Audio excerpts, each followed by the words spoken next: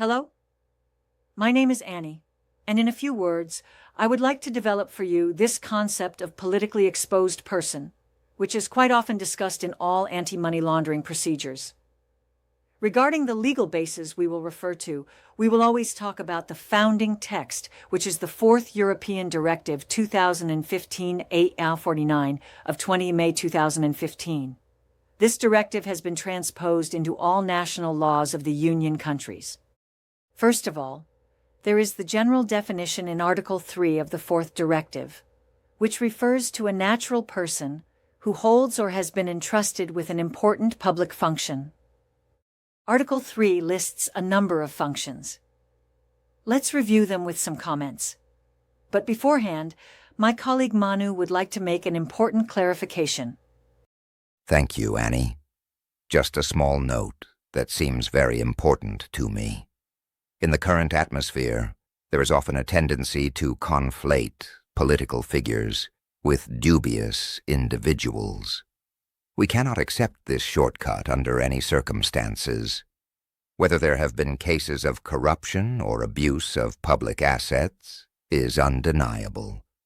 But this has only ever been the case for a tiny minority, even if the media outlets have extensively covered these topics and made them their bread and butter. Nevertheless, politically exposed persons can face potentially delicate situations. Hence the particular attention to be paid to this category of clients with no preconceived notions. But let us not forget that a politically exposed person is also a client like any other, who will contribute to the company's turnover. Well said, Manu. Here is a clarification that was much needed. Let's review together the various PEPs categories listed in Article 3. First, the most obvious: heads of state and government, ministers, delegated ministers, and secretaries of state. Next, members of various parliaments or assemblies, whether national, regional, or community. Finally, members of the governing bodies of political parties. In this last case, we are talking about members of the political bureau. Under no circumstances are they militants or collaborators of the party. Next come the judges of the Supreme Courts in the broad sense. By Supreme Courts, it is meant those whose decisions are not subject to any appeal except in exceptional circumstances. Also concerned are the leaders of financial institutions, the Court of Auditors, or the central bank.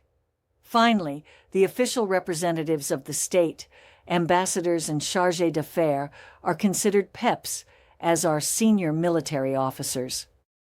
To conclude, it should be mentioned that the broad sense of public enterprise leaders are considered as PEPs, as well as the leading members of international organizations. We have thus quickly covered the main categories of politically exposed persons. All that remains is to talk about the close associates of PEPs in the broad sense. Next to the PEPs themselves, there are RCAs, meaning relatives, or persons closely associated. Family members are primarily the spouse, then the children and parents of the politically exposed person. This should be understood broadly, as now different types of relationships are emerging alongside traditional marriage. The so-called persons closely associated are those who have close financial interests linked to the PEPs. Now that the relevant functions have been clearly defined, you are probably wondering why focus on politically exposed persons. In the Fourth Directive, Article 20 states, regarding transactions or business relationships with politically exposed persons, member states require obliged entities, in addition to the customer due diligence measures provided for in Article 13. Point A, to have adequate risk management systems. Specifically, this means being attentive to correctly identify whether you are dealing with a politically exposed person. On this point, Fürst KYC's watch list knows the PEPs and will indicate them to you. However, this does not exempt you from maintaining a critical eye on the information received, as a hurried or ill-intentioned client could conceal some crucial information. Point B, first. Obtain from a high-level hierarchical member the authorization to establish or maintain a relationship. Our application contains an acceptance committee function that it seems prudent to use in such a case.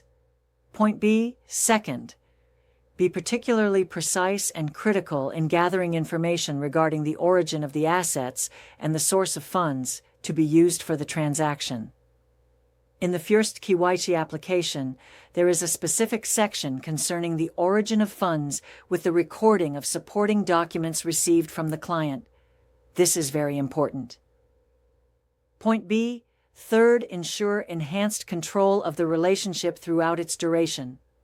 On this point, the vigilance system of First KYC will be your watchdog, monitoring your clients daily and alerting you in case of any changes.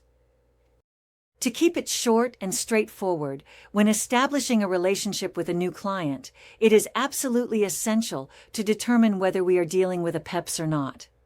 If so, implementing enhanced vigilance is a legal obligation.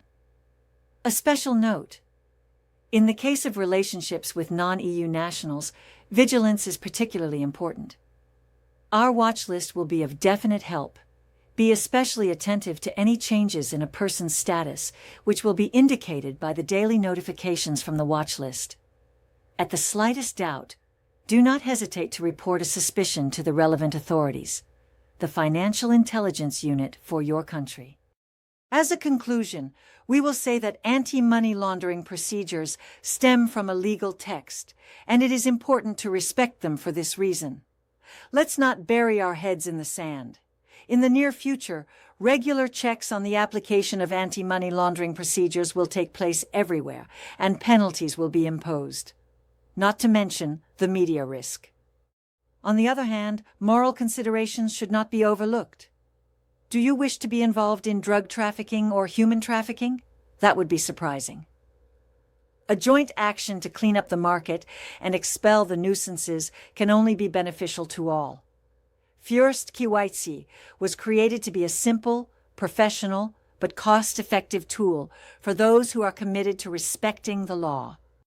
We have now reached the end of our presentation. We are very willing to listen to you and to exchange with you. On the side, you have our phone numbers and our email address. Goodbye, and we are looking forward to hearing from you very soon.